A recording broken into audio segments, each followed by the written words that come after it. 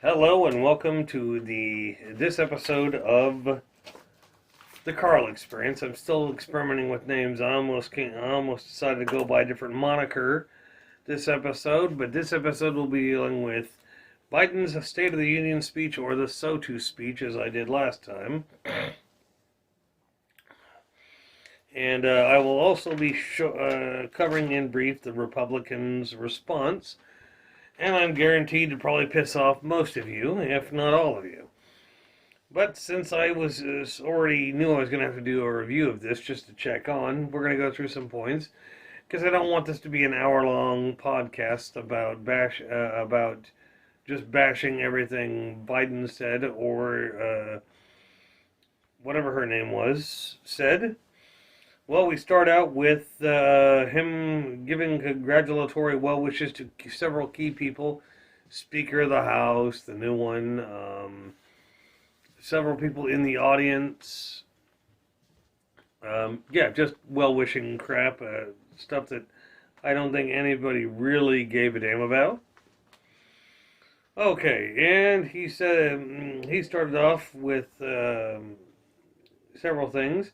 But he said that the job situation is the best ever in history. I'd have to disagree. I'd have to humbly disagree with that because the best job situation in history was perhaps during FDR's new plan. That literally nobody has even come close to that. Not even Obama has come close to that. Trump didn't come anywhere near it either. And if anybody wants to challenge on that, go ahead. I have actually looked up the statistics, and every president since what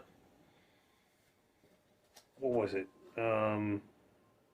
Kennedy has said that they have had the highest this, that, or the other in American history. Well, there's more people in it every time a new president gets into office, so unless we eliminate a third of the population of the United States, every successive president will have more people than last time. So we kill that off as a post. Okay, he claims to have have signed some 310 bipartisan bills. My question is just how partisan those bills are. If one Republican signed on to it, that doesn't make it bipartisan. That's you having a Republican who's one single Republican work with the rest of the Democrats. I will just question that critically, as I should. Remember, I'm not a fan of Biden.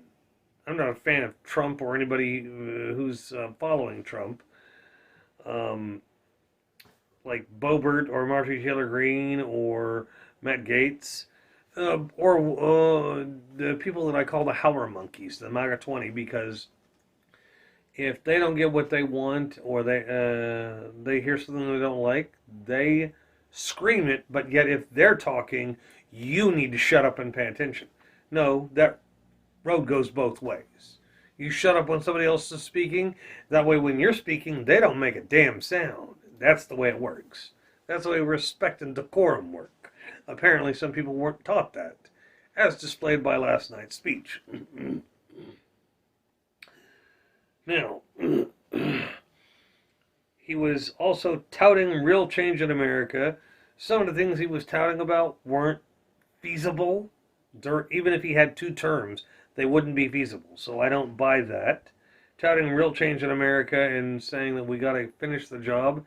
He'll die before that job's done. Biden will die before green energy becomes a mainstay. Because I guarantee you he's not going to live to be 120 years old. Now, mind you, I didn't take up every single point he did. He is touting a 3.4 unemployment rate. I don't know that it's that low, but I know it's pretty damn low. It's below 3.7%. And he says that's a 40-year low. I don't know exactly if that's the truth, but yeah, like I said, I just wrote down bits of this speech, and I went to work today, so I didn't have a chance to research half this stuff. But what I've been paying attention to has mattered. And then he claims to have added 800,000 manufacturing jobs. Now, I know this might seem stupid to you, but this is how, like I did with the pandemic, this is how I'm going to rate this. 800,000 new manufacturing jobs in a country of 326 million people. So he's covered half. He's covered almost a million. That is literally a less than 1% increase in manufacturing jobs. So I'm going to have to scratch that off as not as him touting his success. I can't call it a success. Like literally, that would be what, the Greater Wichita area plus like Hutchinson or Topeka, maybe. I don't know how many people are in Topeka, but our population here in Wichita, Kansas, it is like, I think 500,000 is like literally 500,000 people. So just add another city, another decent sized city onto that, and that's the population he has claimed to employ. That's nationwide. That's not a good thing. In fact, it's horrible. Touting to have 800,000 new jobs this year alone is a drop in the bucket.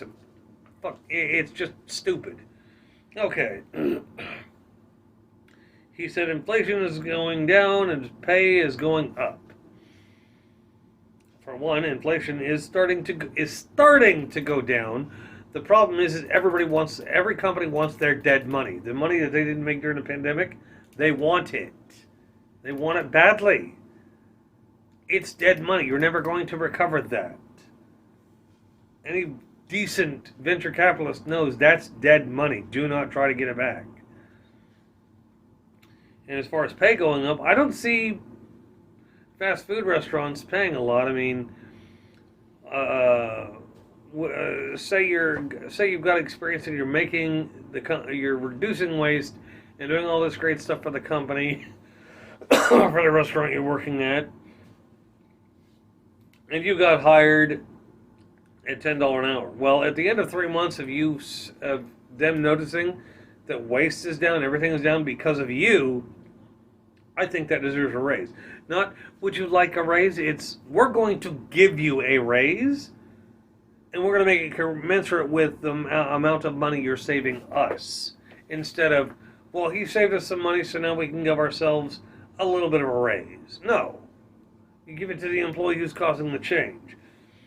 So, if you're doing all that and you're saving the company thousands of dollars a month, I don't see a problem with the employee making $15 to $20 an hour. They may not be a manager, but they're doing more than the manager is if they're saving the manager from having to count waste and deal with shrinkage. So I do believe that the inflation rate is going down. It's not going down fast enough, but wages going up, I don't see that happening at the rate that it should have been going this entire time. Okay, do we have empty promises about chips? The CHIPS Act. About empty promises about chips in monies or something. I can't even read my own writing. I was busy trying to write fast. But the CHIPS Act is designed to try to bring microchip manufacturing back into the USA. And the problem is like a lot of companies fled because Obama instituted cut a lot of corporate tax cuts and all this other stuff, which some of you will say, oh, that was a bad thing to do. No, it wasn't. That's how you get them to pay their fair share. So a lot of them left, and then Trump said they're coming back. Not a lot of them did. Like, not a whole lot of manufacturing, and not a whole lot of those jobs that left came back. Now they're starting to come back because they're going to get incentivized. but not near the way Trump made it sound. It was they were all clawing at our doors to come back. No, they weren't. Okay, now small jobs increases for. God, I'm trying to read my own writing here. Small jobs increases for manufacturing jobs. Okay, this is predicated on. He said there are two. There's going to be this plant. This is being built. I forget where. 2,000 construction jobs. Okay, great. Bitches, those are only temporary. Those last maybe 6 months and then they're done. Then they're moving on to another construction job. At the end of those, there will be 3,000 to 5,000 permanent jobs in this plant. Okay, well, I'm pretty sure they're not just going to be hiring from the town they're located in. They're going to be hiring from all over to spread the wealth around, if you want to put it that way. But I think it's just stupid for him to come out and say that. It's like it's some huge achievement. Okay, 2,000 workers will build this plant. Spend maybe 6 months building it. Maybe. Then after 6 months, those 2,000 jobs vanish or move out, and you'll have 3,000 to 5,000 new jobs, which eventually they'll reduce to less than that based on once things regulate out. So in essence, we're talking 2,000 jobs for construction, and then after the hype and the first year, you'll have maybe 1,500 workers staying there permanently. So I don't consider that an intelligent maneuver. Then he talked about infrastructure, about our decaying bridges and everything else, pipes and whatnot. Well, here's a funny thing. A lot of people have gotten infrastructure money over the years, and just like in, I think it's Mississippi, where they claim they have, Jackson, Mississippi. I don't know who's in charge there, but there were certain monies given away over many, many, many, many years. What happened to that money? It was supposed to be allocated to fixing the pipes, and it was never done. Why don't you go back to the elected official who promised to do that and sue their asses off, or say, here, your retirement is gone until we have everything, all this paid for? Because the pipes are at least 70 to 100 years old. The water system is outdated. Our infrastructure is starting to, a lot of our infrastructure is starting to crumble because the old people, like the greatest generation, or even the silent generation, put that stuff in well before most of us were ever born. We're talking 70, 80 years ago is when they were doing this crap, and boomers were too young. Were too young to do much of anything. Most of my generation, Generation X, we weren't alive yet. But when they did all these works, the generations that followed were just like, okay. And my generation has tried to do things about it, but you've got a bunch of old people. Well, we don't need to fix this. We need to go after that. Well, no, you need to fix the infrastructure. That's one of the things that keeps everything running. And I think that Biden's one thing I really didn't enjoy was him stating that they're going to make, what is it? Something like, 500,000 electric charging stations across the United States. 500,000. We don't have the infrastructure set up for that. We don't have enough cars to fill that need yet. Well, we do, but they're not being driven. And quite frankly, we should have started on this venture 20 years ago. We're so far behind. I completely buy that we'll be on fossil fuels for at least another 10 to 14 years. That's a good starting point. We may be on longer than that, though.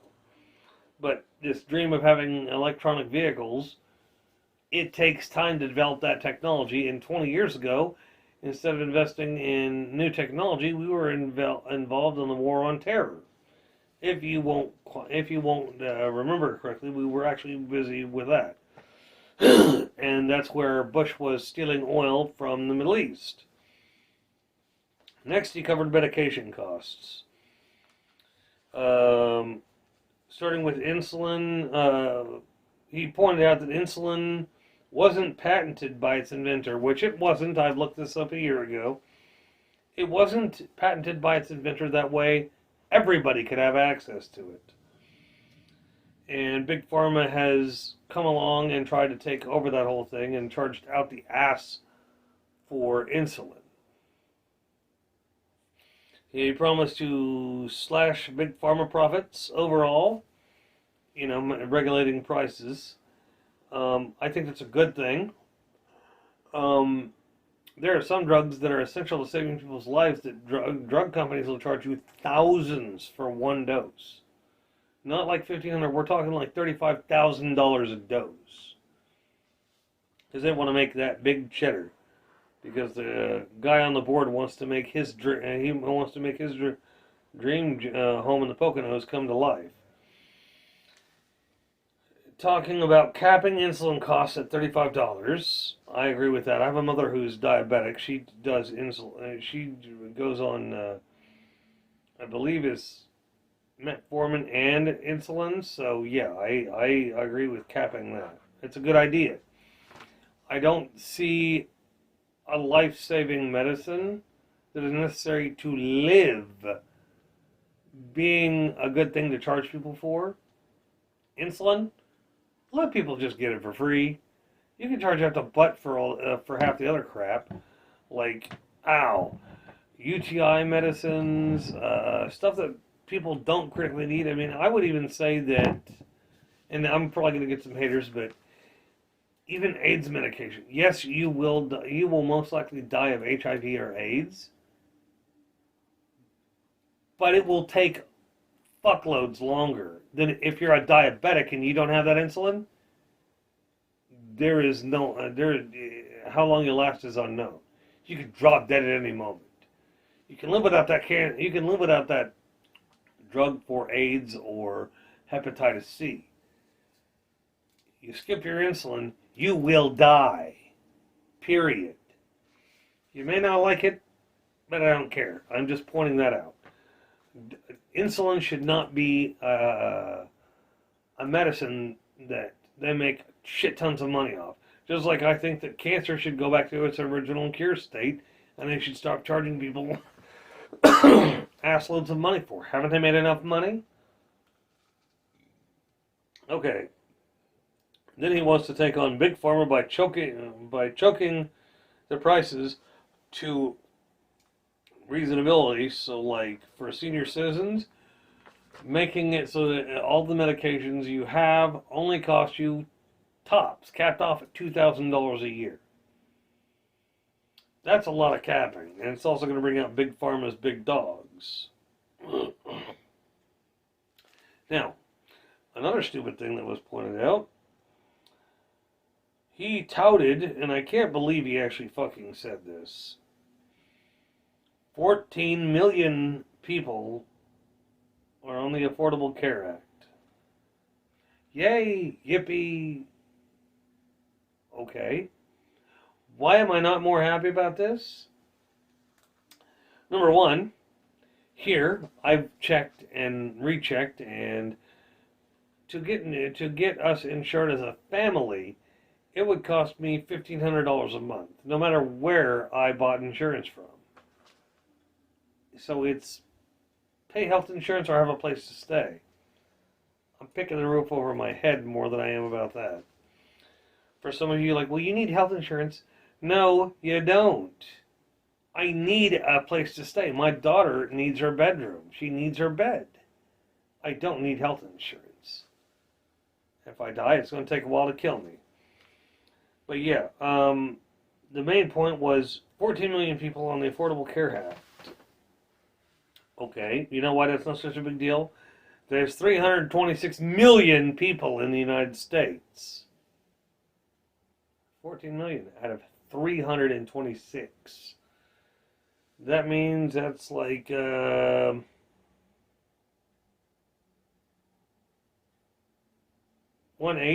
to 1/10 of Americans are covered by the Affordable Care Act.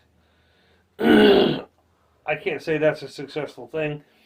I'm going to pick the roof over my head and food in my stomach every time, as opposed to, well, I have health insurance, even though I'm living under a bridge. What good's the health insurance if I'm living under the bridge? Yeah. Okay, next up, climate change effort to reduce all sorts of bullshit. That one I kind of fell asleep to because I don't buy I don't buy into everything everybody else is saying. I tend to do my own research. And my own research, being nonpartisan and not looking for a partisan flip or a catch on it, is really hard to find sources that are actually genuinely nonpartisan and aren't out to scare the heebie-jeebies. Just give the raw data. And the raw data suggests that, well, global warming and global cooling both happen. Anyway, then he talked about charging corporations more with the fair share deal. Apparently that's being challenged. What's funnier is when he started talking about this, they panned the camera to the Republicans, and the Republicans were sitting there like, yeah, billion. He pointed out that billionaires, Jeff Bezos, you name them, they don't pay any taxes. Jeff Bezos hasn't paid taxes since at least 2018. He's a billionaire, one of the richest men on the planet. Doesn't pay any taxes at all. He can afford to pay his taxes and the taxes for an entire state and still have more than enough money left over. Just like Elon Musk. And each company during the shutdown made $40 billion in profits with zero taxes. That's for each company. 40 billion times the, 20 biggest companies on the planet? That's a lot of money. It's trillions. Okay. He pointed out to making billionaires pay 15% taxes no matter what. I think they should pay more than that. Billionaires will say that they pay, rich people will say they pay more than their fair share of taxes, such as, what's his name, Ben Shapiro. He claims to pay 48% taxes, and then somebody else asked him how much he pays, how much he makes every year, like how much do you flat rate, how much do you flat make every year. Then he asked him how much you pay in taxes. And Ben Shapiro actually had to think for a moment. He'd just gotten his taxes done. And Ben throws out the number, and the guy sitting across from him was like, dude, you pay like 10%. You don't pay 48%. You pay 10. What are you bitching about? Because Ben wants to keep every goddamn dime that he makes and not report it. Okay, and then Biden, he did a good point of outing some of the Republican agendas. Let's see here, check my notes real fast.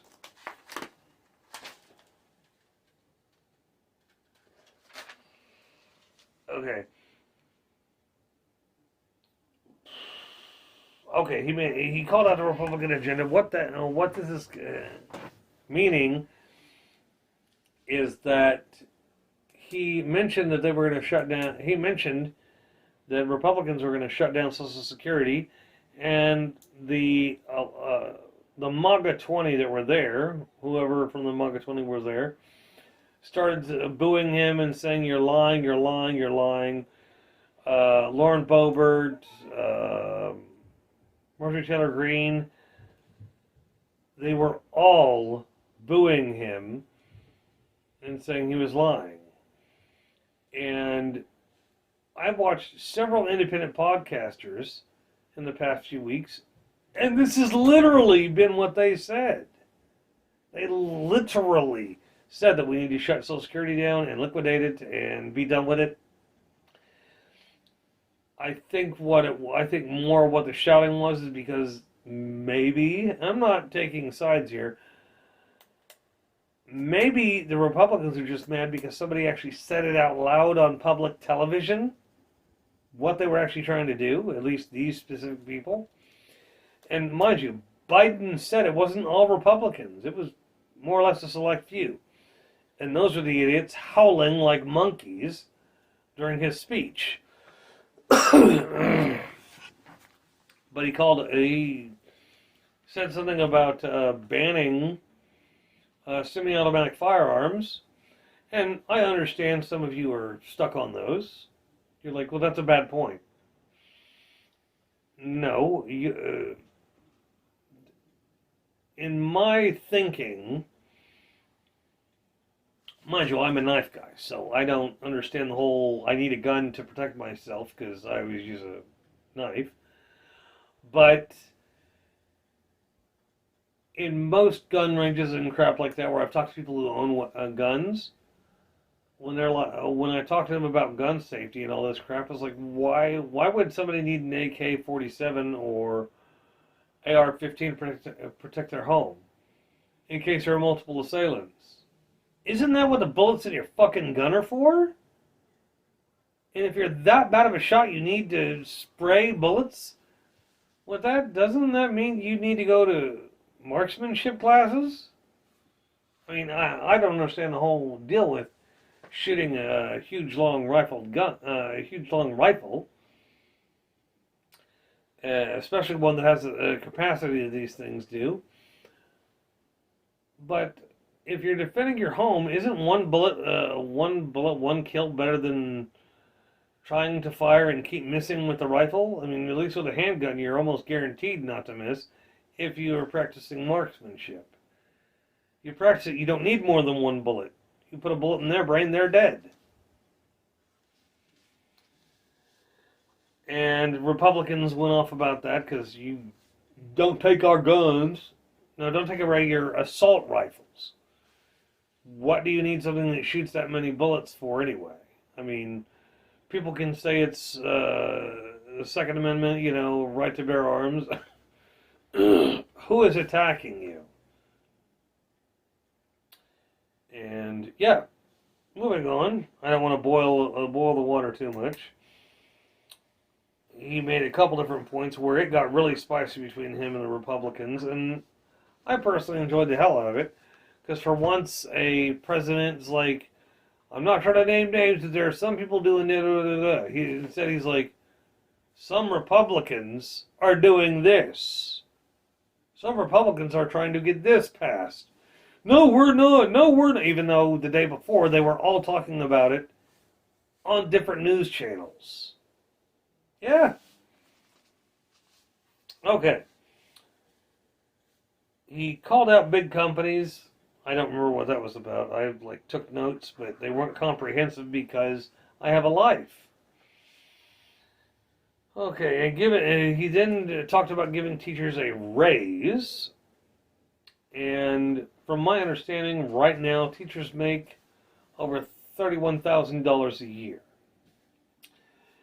And I have gone to several, I've talked with several teachers and got a list of all the things that they spend money on, and turns out they actually have a surplus of money. We just don't see it because they spend too much money on school supplies on their own. That's what you need the federal funds for, is to up your supplies. Like my daughter's school gets federally funded because they cater to deaf and retarded children as well.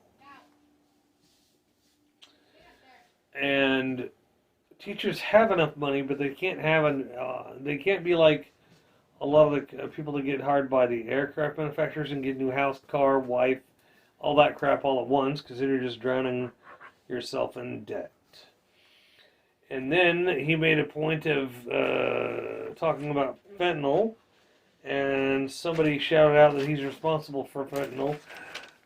No, he isn't. I actually looked that one up. I actually looked that one up a few months ago, and despite what everybody thinks with the border being open and whatnot, fentanyl was skyrocketing during Trump's administration.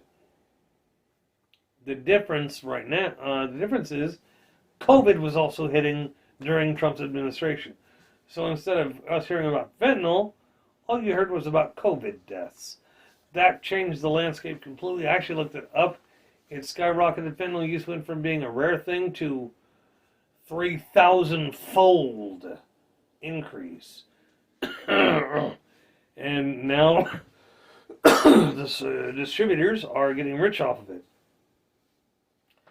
Then he talked about cracking down on ID fraud and cyber crimes, like with the bailout, with the relief money. I don't think he's going to pull that one out of his ass. I think he's actually going to fail that one. So, I'll say. And then he did the race baiting about black and brown people with police, like when he gave that speech. I never gave that speech to my kids. Dude, that's because you were raising your sons in the 60s and 70s. Like, you were very, from our perspective nowadays, growing up in, like, New England, or anywhere around Washington, D.C., they would have been overprivileged white youths.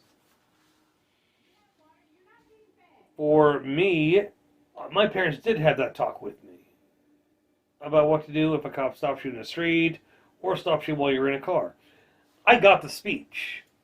My brothers and sisters got the speech. So when he said he didn't have the speech with his kids, dude, you're also 80 years old.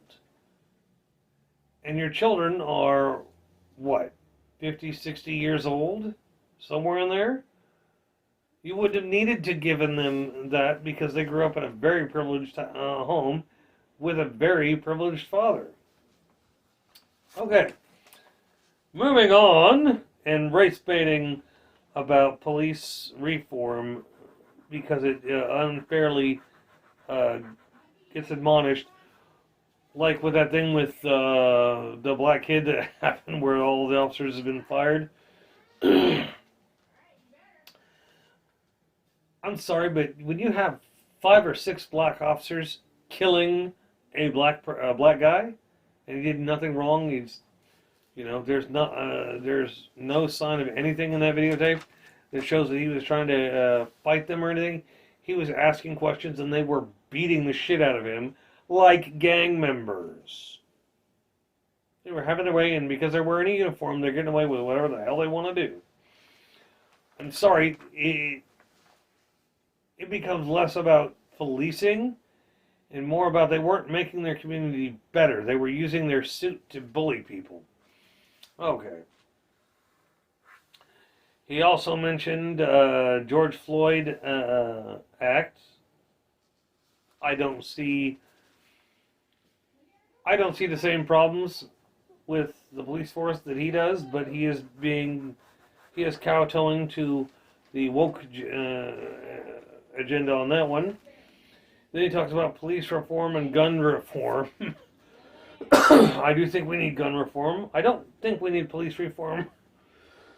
But we do need police recruitment to come from another source than a good old boy white guy interviewing another good old white boy guy to become a cop. It just doesn't work. It propagates the problem, not the solution. Then there's LGBT rights pertaining to he stuck it out to transgenders specifically, how they need rights. Transgenders have the same rights as everybody else. The difference is they want to be able to express their gender, if you will, through speech. Well, they come in with looking completely woman and, on the rag even, or whatever, looking completely feminine. Hey, I'm a god. No. If you're presenting as a woman and you're passable as a woman, go use the women's restroom. I really don't care. I mean, women come in the guys' room all the time at baseball games when there's nowhere else to pee. And they're about to explode because there are old women that go there who have just taken their pills, and when they get to the ball game, their bowels fucking kick in. But I think it was good for him to stand up for that. How he does it is a different issue altogether. And then he claims to want to reconcile with China. I don't see that as a good thing, not after we find out about their spy balloons. Okay, rushing to, he said the state of our union is strong and great. I don't disagree. Well, I do disagree. I just don't strongly agree with him. I think the country as a whole is okay. It's not good or great or fantastic by any fucking measure, but it's not as shitty as a lot of right-wing news sources and media are touting it to be. If you're only getting your message from right-wing media, then I think you need to switch to independent sources. Because I listen to right and left, and then I listen to the actual independent stuff where they show you the problems they have with what's going on and possibly how to fix it. We move on really fast to the Republican response, and here are my notes on that. She went through more bullshit, more Republican bullshit. When you're talking about the State of the Union, I don't like religion in my politics. I prefer to keep those two separate. What's right is what needs to be done, not what's moral all the time. Is it okay to shoot somebody? No. Is it moral to shoot a man in cold blood who has just raped your daughter? I don't care if you think it's moral. It's moral to me. You take away my daughter's innocence, I'll shoot you in the head. I won't lose any sleep. I'll sleep as comfortable. If you send me to jail, I won't lose a wink of sleep. But it has nothing to do with religion. Sometimes what is moral is not always right, and sometimes what is right is not always moral. Then she talked about challenges. Republicans have been facing challenges. Against what? Our country's come up against challenges because our government is Congress is too partisan. They're not coming together to do things that are beneficial for the entire country in the long term. They only care about partisanship and what benefits them right this fucking minute. And you can call me an atheist if you want, I'll accept that term, but just because you believe in the Bible doesn't mean everybody else does. And their challenges that were presented last night aren't really challenges. They're your inability to see a solution. If all you see is challenges and not solutions, then you're not thinking properly. You don't just see challenges. If you get challenged, your brain should come up with a solution. Like when I'm at work, I'm presented with very weird problems. Wiring problems, drywall problems, flooring problems. Problems that most of the time, upon first glancing at them, I don't know what the solution is. But putting it in my brain, letting it sit for a few minutes, I have a solution. I'm pretty fast at coming up with solutions. So it's not seeing a challenge, it's, okay, this is done wrong, or this is going wrong. How do I fix it? Find solutions. Not just look for challenges. Look for solutions. Hear about a problem, try to come up with a solution. Not just, we have this problem. It's, here, you have this issue. What if we did this? Don't just say you have a problem. It's, what's the solution? If it's a big problem, it takes longer to figure out. Okay, gas prices. Gas prices and food prices. The president doesn't have any control over that.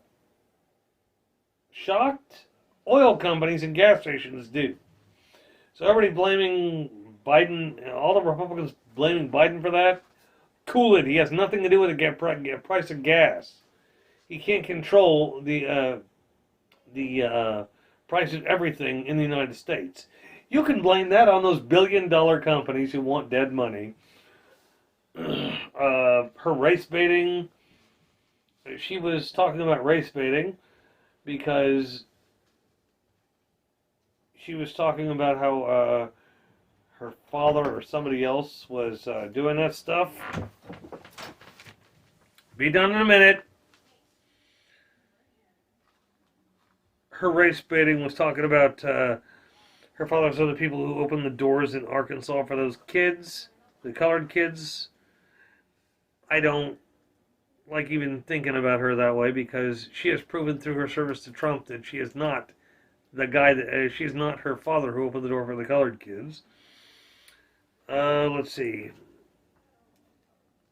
She talked about common sense. Well, she hasn't shown a whole lot of common sense. I see her as being the overprivileged daughter of a former government employee. Wages she talked about how wages are rising fast now. Wages have never risen fast or high. Never. I'm trying to speed through this because, yeah, my daughter wants to give me a hug before she goes to bed. Culture war? Okay, you're calling this a culture war, but you're throwing your Bible up in everybody's face and saying, you have to follow this. It's called Christo-fascism for a reason. And then she talked about vets' rights, how they're being torn down by Biden and the radical left.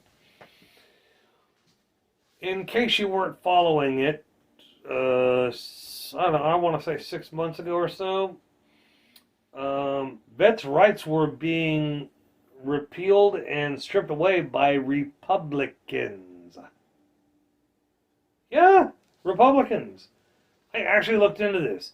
This wasn't just Jon Stewart going on a tirade.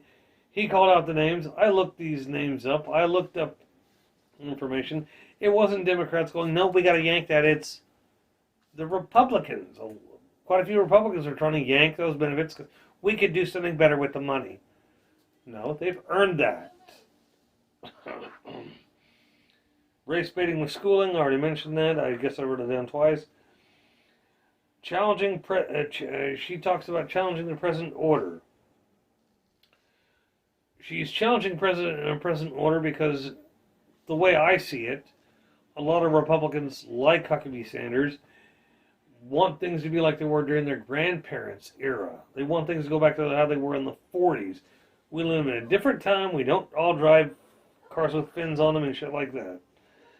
Overall, I thought the president's speech and Sarah Sanders' speech to be utter crap. Both of them were lacking in actual substance and fact.